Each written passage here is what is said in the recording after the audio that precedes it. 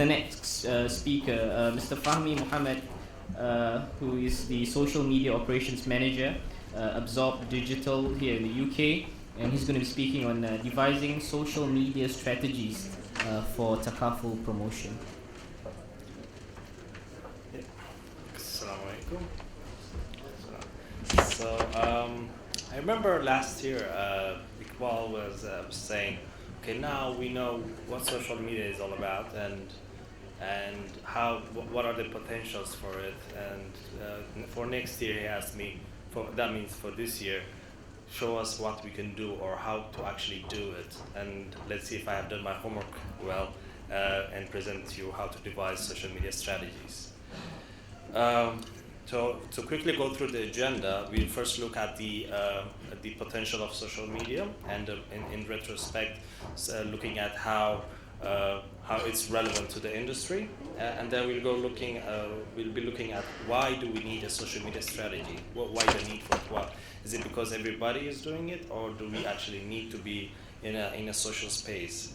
Following that, we'll look at a couple of steps of how a social media strategy is created, and a couple of commentaries as a conclusion. So I like stats. Graphs were my favorite in uni, and here's a table that shows a bit of the potential that social media presents to this industry. Okay, if we look at, for example, UK, we have a high amount of internet penetration rate, which is about 82%. These people are obviously available online. They're not only Muslims. They're all kind of people. They're non-Muslims as well. And then if we further drill down to the number of people that we can reach, which are Muslims, there is also a good potential there, which is about 800,000 to a million, I would say. So in general, we can say there is a big potential of people being available online to reach them, and this chart is what it's exactly showing us. If we take the Middle East, for example, there are 30 million people there on social media websites, and they're all waiting for brands to connect with them. And I have seen a lot of surveys saying that not many companies or brands in the Middle East are using social media the way they need to, or in an effective way. So when it comes to social media and the financial services industry, there are 4 things that are pertinent, which I am kind of revising upon. So the reason why we need to have this social element in our marketing strategy is there is a big rise in niche communities.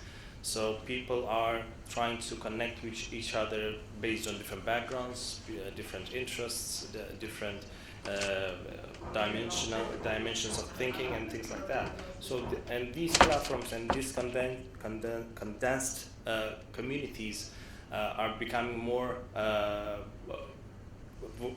vocal, and they are presenting themselves in a more amplified way through these platforms. Further on, when we look at the customer-driven markets that we are in now, that means the customer is looking at what they want, and it's not the way it used to be, where a company or a brand is telling this is what you want.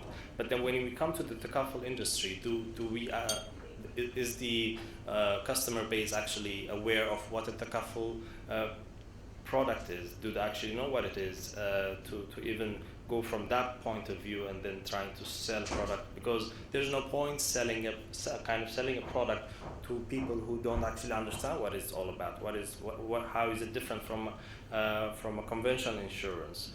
Moving on to the transparency, there has been a lot of discussion this morning as well with regards to being transparent into how the operations behind a policy is, and things like that. And I don't think there was any medium in the past which has enabled companies to show this element, this transparency element, than social media. Moving on to the last point, which is about the risk and regulations that has to do with financial industries. The regulators are always, evolving their rules on how financial brands can use social media, and then they're not obviously banning it. So there's that issue which we will be coming out a bit later. So why do we need a social media strategy? So like I said, should we have a social media strategy because everybody else is doing it? So what do we achieve from it, or and like what do we expect from whatever we are doing on Facebook, on Twitter? So these are the main questions that we need to ask. Do we really need to be in that space? If we need to be, it's a commitment. We have to be there for the long term. It's not because it's a short term and then we get some return out of it and then and shy away.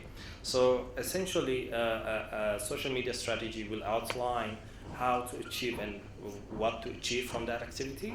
So it gives us a structure of what we need to do, what we expect from it, and obviously measure if that's impacting our baseline.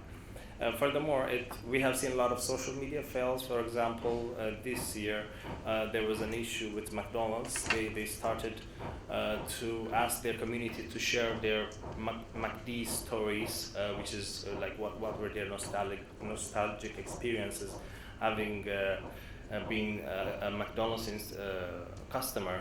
And what happened was bad news travels fast, unfortunately, and people hijacked that campaign and people started tweeting more about the negative issues that the negative side of what McDonald's is doing and things like that. So a social media strategy should be able to mitigate this kind of risks and at least minimize it to a more controllable level. So when we say, social media is this and that, the one thing that we should take from this is that it's not an end by itself. It's a means to an end, but it's not an end by itself. So moving on to the roadmap that we will need to look at when designing a social media strategy. This is the first one would be situation analysis. It starts with a situation analysis which crystallizes into what goals that we need to look at when implementing a social media strategy. So it will tell us where we are compared to our competitors, what we need to do, what is our position there. And then furthermore, we'll look at how are these goals going to be achieved through strategies. So a strategy that means, let's say we have promoting a brand awareness goal that we want to achieve, and then what steps do we need to take to achieve that. The tactical plan will be, what and where to do to actually do it, and measurement, which obviously measures how this strategy is performing. And then furthermore, it's going to fit into the goals, and then we realign our goals based on the results that we get from our measurement figures. So for the first, in the first step, this is possibly the most important step of the process. That is, a company should conduct a social audit. So this, in essence, it means to listening to what type of discussions are taking place in the digital space. What is the tone of engagement? We can understand the level of understanding of the product through this kind of process. This also lets us know who are the influencers, because we can't do it all alone. A company can't do it all alone. There needs to be a group of advocates and influencers that are actually trusting that brand or that whatever that company is talking about to disseminate this information in a more trustful manner. And it's also like lets a Takaful operator know, does it necessarily need to have a Facebook page, really? Is customers are there? If they are there, it's fine. But if it's because everybody else is having a Facebook page, and we need to have one, then I don't know if that's the right way to go. For example, if you go to Brazil, there's a social network called Orkut, which is bigger than Facebook. Let's go to China. China has QQ, which is bigger than Facebook. Let's go to the Arab world. Maktub is still the most popular destination to get a lot of information. So it's just not about Facebook to speak. And it also, for example, identifies areas where different parts of a company, for example, the customer service, if there are some issues with regards to poor customer services being voiced on different platforms, the customer service department should be involved in that communication So this social audit will help that company to say, okay, if there are this kind of issues, this person is responsible to responding to those kind of issues.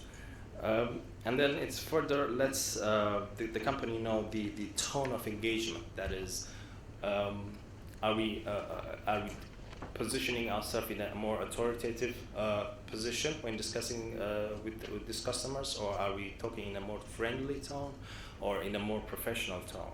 So this will be decided in the way how discussions have been going on in the online space.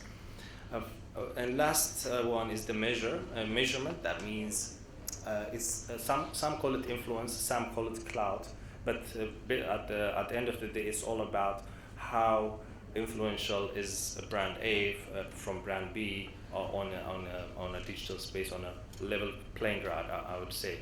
So that would fit back into how we position ourselves and what numbers we should be looking at when we say we have a social media strategy. You probably be asking, how can we listen all this informations, all this data and all this discussion? So obviously with the new, as a new phenomenon always comes along, there will be a lot of people, a lot of companies trying to scramble and trying to make money out of it, and there are now different platforms which lets you scroll the web and then bring down the conversations to you and say, okay, these kind of people are commenting like this, you have this much sentiment, whether it's positive, negative, or neutral, and we can use those kinds of solutions to see and listen to what we actually are looking for in achieving. So when we go to the next point, it's also probably the second most important step. It's the goals. So now that we have a clear picture of where we fit in the landscape, it's a good time for us to actually create a goal. That means say, okay, are we targeting to drive new leads? Are we looking for promotion of brand awareness? Are we looking for improving our customer service? So this is more action-oriented, and then it gives direction or purpose of having a social presence. Or without this, we're just going to be lost in the space, as we have seen with many examples. So these goals should obviously be not too fuzzy, clear enough to say, okay, we are trying to do this, and it gives us a structure, whatever comes after that, to moving forward. For example, with a global brand that we are trying to create, that is Re-Takaful, we can start off with an example of a goal saying promote brand awareness. And let's see how we can achieve that in the coming slides. So the strategy behind how we can achieve a goal of promoting brand awareness. So it's, like I said, it's more action-oriented. And this means for creating a brand awareness, one way could only be to provide valuable and informative content. One of them could be that. It could be inviting industry professionals like the audience here, and invite guest blogs on our platforms, which are whatever we're managing. So that way there is this organic dissemination of knowledge and expertise, so that people actually understand what we're talking about and further on. All right. Okay. So when we look at the tactical plan, it's basically a to-do list of merging all the strategies into one Uber strategy, and then looking at it. Okay. Looking at it step by step into who is posting what, at what time, and the tone of communication. And compliance, like I mentioned earlier, is a very important issue here, because like the regulators have special rules and regulations when it comes to financial service companies using social media, and the people or the team responsible for communicating at that level should have a good understanding of how those rules are applied in real terms. So measurement. So this is also probably one of my favorite parts because it involves numbers. So each goal will have a particular measurement standard. So we have had clicks and impressions in the past, but now we have moved beyond the click and impressions era. So we have share of voice, which is the amount of percentage of our message being heard and more resonated across the digital universe. There's the sentiment analysis, that is how are we perceived based on how the discussions are going on. And then reviews and recommendations, that is, for example, if you go on a Google search, then you can see the most, the ad which appears at the top has 4 stars in it.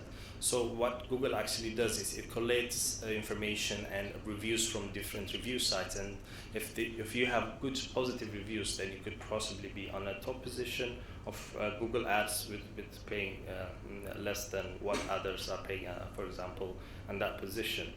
Engagement rate is another metric which lets you see how you're engaging with your customers.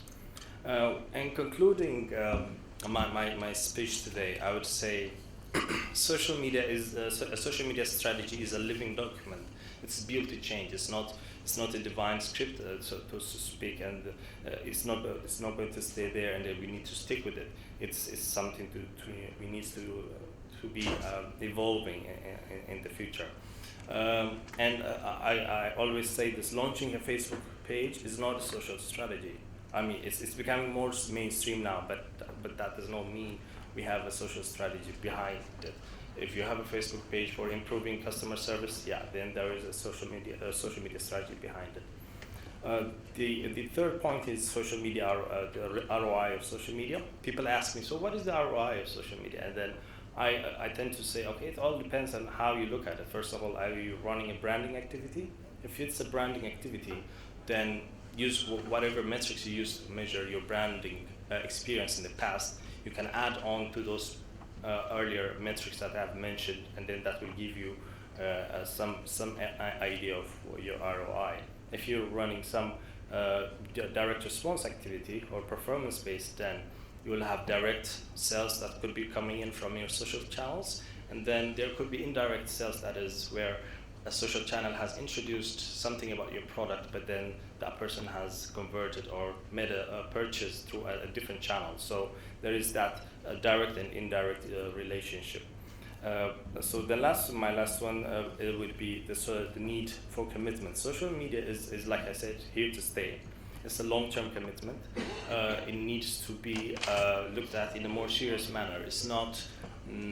It's not because obviously it's infested by maybe teenagers and in their 20s, but it is a real phenomenon unfolding. So that's what I have all of that. I hope I have kept my time. If you have any questions. Thank you, Fahmi.